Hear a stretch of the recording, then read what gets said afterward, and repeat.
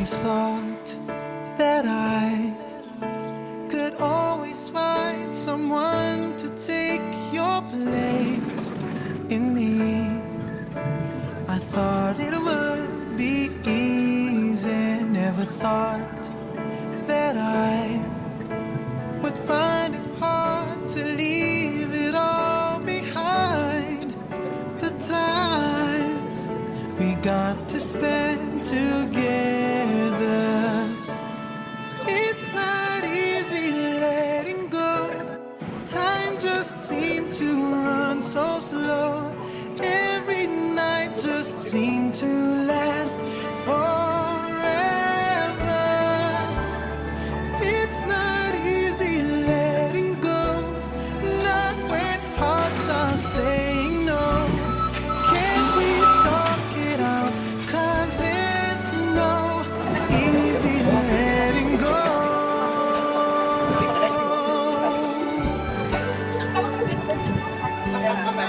Loving you, I thought was just a game that Hi guys! always play. Ayun, kakauwi lang po natin galing sa work.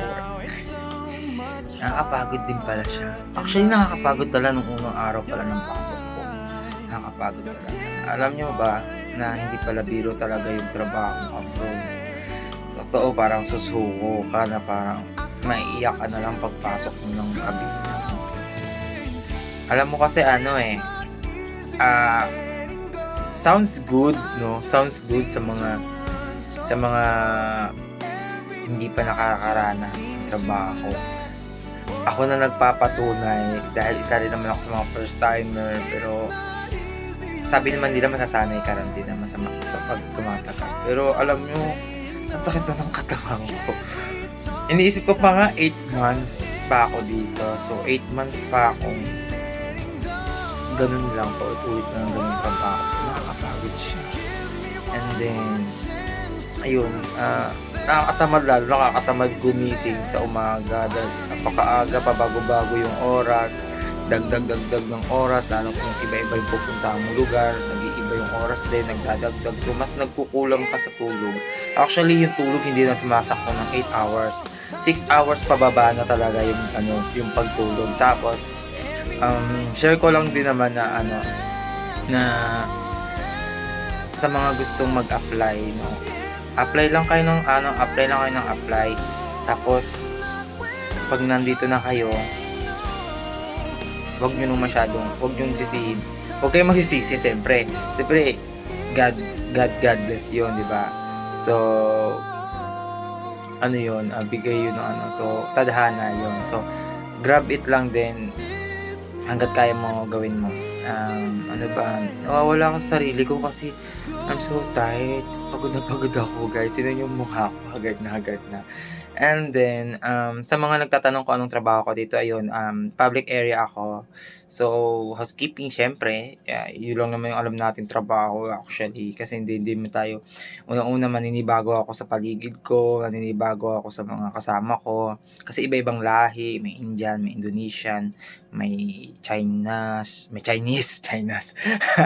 Tapos, syempre, kukunti yung Pinoy, yung mga Pinoy pa dito, hindi pa nagpapansinan. Parang hindi pa nagkakabaruan, ganun. Tsaka nakakatakot din, guys. Ang daming bawal dito. So, nakakatakot minsan. Pero, ang nakakatuwa, hindi to katulad sa atin, no? Na actually, good to me kasi lagi akong late sa trabaho. Pero dito, guys, oras ng pahinga ang binibilang. Tsaka sumasahod ka na habang hindi ka pa nagtatrabaho. Kasi what I mean is, sa isang buwan, 303 o 304 hours ata ang kailangan mong gugulin. So, 8 to 10 hours yon hanggang katapusan yon. And then, ayun, so yung sahod ko sikreto. And then, tawag nito, malaki din naman siya. Nakakatulong din naman. At saka isa pa, may tip. May mga tip dito, guys. Actually, kakabigay lang sa akin ng tip ko. Bibilang first week ng tip ko, meron na akong tip. So, I don't know, hindi ko alam, first time ko humawak ng mga pera na 'to. Hindi ko alam kung ano yung mga halaga nito. Kasi yung pera ko na nandiyan sa sa wallet ko, piso 'no, sa Pilipinas, Philippine piso yung ano, Philippine money yung nandiyan sa wallet ko siyempre. So, hindi ko na siya nagagalaw kasi hindi naman siya puwede dito. So, dollar din ang kailangan ibayad. So, binigyan ako ng tip, guys, ng dami. Hindi ko alam kung paanong bilang nito, pero iba-iba yung muka eh. May ganito, ito yung money ng dollar, 5. Hindi ko alam kung ilan to. 5, bilangin natin. 5, 10, 15, 20. Ha? 20, 21, 22, 23, 24, 25. Oh, $25 siya.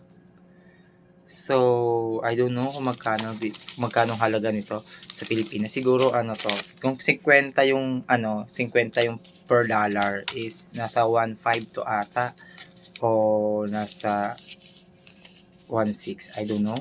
Kung magkano, bahala magsumada. Basta ito sa isang linggo, ito lang nakuha ko ngayong tip na binigay sa akin. So, naka $25 tayo. And then, good to know pala, balik tayo dun sa oras ng pasok. Dun sa pasok ko pala, good to me kasi kahit malate, okay lang yon. Walang problema dito, basta wag lang isang oras, hahanapin ka ng officer mo kapag nawala ka ng isang oras. So, ako dito laging late. Lagi akong late dito. Pagkatapos ng break, babalik ako 5 minutes before. Late na rin ng 5 minutes na lang. Pero okay lang, is okay lang, no? Kasi pati yung mga kasamahan ko, ganun, ipagbalik. Nauuna pa nga ako eh. Nauuna pa akong bumalik sa trabaho kaysa sa kanila. And then, ano pa ba? Ano ba? Nawawala ako sa sarili ko. Ayun, hindi ko alam kung magba-vlog ba ako or feeling ko kasi boring kasi guys. Kaya kahit ako, matatawa kayo sa akin kasi kahit sabihin niyo sa akin na nagmumukha akong tanga, okay lang yun kasi naboboring ako dito eh. Kung kayo dito, nakakaano kaya, mag-isa ka lang, tapos wala kang pakausap, tapos lahat ng kakausapin mo, wala kang magaling ka ba makipagdakdakan ng Englishan doon sa labas. Siyempre, mayroon ka namang kaibigang mga Pinoy dyan, although meron tayong mga Pinoy dyan, pero siyempre may kanya-kanyang mundo rin yung mga yan. So, gayabangan lang tayo. So, wala na, hindi ko na masyado iniintindi yun. Ayun. Ikot ko pala kayo sa cabin ko. Ito yung cabin ko, guys. So, yan, yung cabin ko sa baba, yan ang higaan ko sa baba, yan sa taas ng sama ko, tapos may kanya-kanya kaming, itong cabin sa likod ko, kanya-kanya kaming hati. Sa akin sa kabila, sa kanya sa kabila. Ayan yung rep, may maliit kaming mini rep, tapos yung isang kalan, may bolt din kami, dalawa, yun. Saka, ayan. CR namin, ito, ang gulo ng bahay namin, no. CR namin ito sa loob niyan. So, may telephone kami. Syempre, kapag tumawag yung aming office, then, meron kaming TV. So, ayun. Yun lang, naikot. Malit lang siya. And then, ganyan yung pintuan. Then, yung pintuan namin, di top din. Gamit yung ID namin. This one. Yan. And then, ano pa ba? Wala lang, walang kwenta tong video ko. Share ko lang sa inyo, guys. So, sa mga aspiring seafarer na gusto magtrabaho sa barko, mag-apply lang kayo, guys. Maraming available dito. Actually, may mga nakapost doon na hiring. Pero hindi ko alam kung paano siya kasi sa mga dito sa barko, kapag naka 3 months ka na, pwede ka mag-apply sa kanila dito, sa HR nila. And then, i-absorb ka nila. Pwede naman daw yun. Then, sa mga nandyan naman sa lupa, apply kayo sa application nila. May sarili silang website na pag-a-applyan nyo. So, ganon. Share ko lang sa inyo. And then, ayun.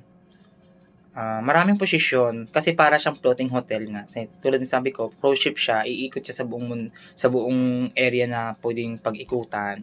So, kami, galing Hawaii, papuntang Vancouver, then medyo 5 days kami naglalakbay, maalon, malamig, papunta namin sa Alaska, and then sa Canada, paikot kami dyan sa North America, then babalik kami sa Australia, papuntang Brisbane, papalik sa Japan, Yokohama, aywan ko, basta mga ganon.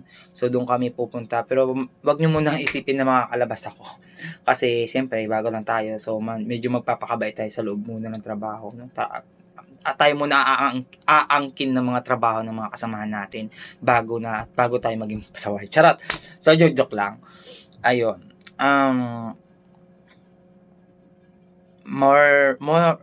Maganda dito kasi more na hindi mo maintindihan yung mga kasama mo, more less din na yun, more less talk din yung maibibigay mo sa kanila, kasi mas mainam yung kukunti lang yung alam nila tungkol sa'yo, kasi mas rerespetuhin ka nila kaysa marami silang alam tungkol sa'yo. Wala lang, na experience ko lang, kaya lahat ng experience ko talaga nagamit ko. Thank you sa mga tao, thank you, you're so very blessed, no, thank you na marami akong natutunan sa mga tao sa paligid ko at sa mga taong tumulong sa akin. Ang dami kong natutunan sa inyo. That's God bless us. And sana kayo din. Pero hindi talaga biro.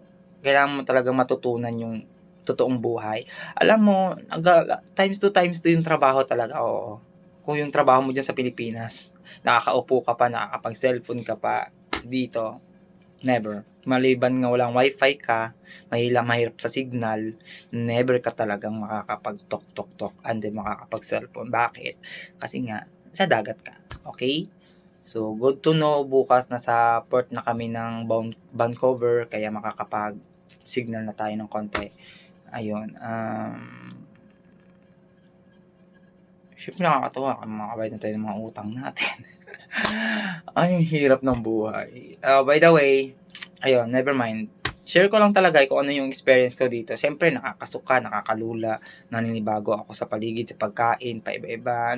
Meron kami pagkain, libre pagkain dito sa Crewmies. Crewmies ang tawag dun sa pagkainan nila. Halos lahat nandyan. May dessert, may drinks, may mga, kung ano mga pagkain, may prutas, may mga pang merienda, may marami. Nakahilira yan. Kung anong gusto mong kainin, kumuha ka lang. Kaso magsasawa ka lang, paulit na minsan yung iba. Ganon. And then, ayun, minsan pag nagtatrabaho ko, lutong-lutong ako kasi parang, may gagalaw, siyempre nakakasuka minsan, pero sabi ka, laban lang. So yun guys, tapos wag nyo isipin na madali lang talaga ang trabaho dito kasi bago pag-akit mo dito, may mga exam ka pa, may mga test ka pa, like this one. Lahat yan, exam, nakalagay to, lahat yan, training, online training, exam, lahat yan. Ilan pa lang yung nagagawa ko dyan, siguro mga 15 out of 30 training.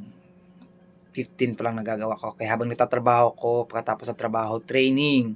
So, 10 to 14 hours ang duty ko dito. So, konti lang yung oras ng tulog ko. Tapos, nakakapag-video ako dahil boring ako. And then, pa-relax muna para bago mahiga.